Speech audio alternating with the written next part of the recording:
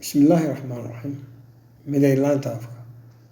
muna kama taagna inaan qoraalka afka midaysnayn dadka afka ku hadla ee qoraa badi ma qabaan inuu yahay qabyo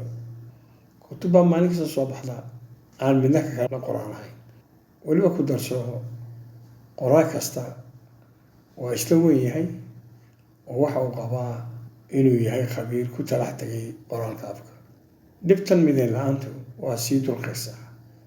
sidaan qabo oo in degdeg wax looga qabto inta aan talo faray ka hadin dowlad baa qortay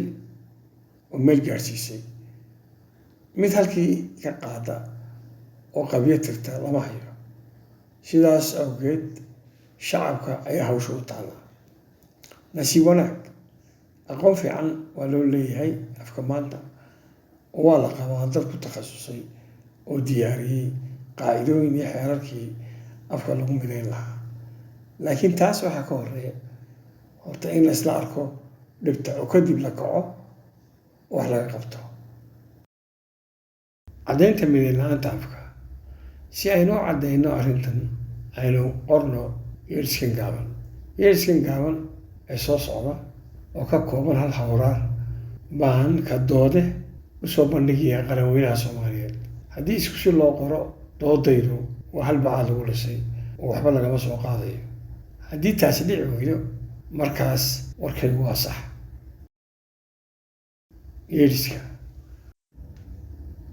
yeerisku waa kan laysma caayinoo keliya ee inta laysku duufay baa laysku eegay oo aan layla kala qabanin dangalooyinka laysma caayinoo keliya ee inta laysku duufay baa laysku eegay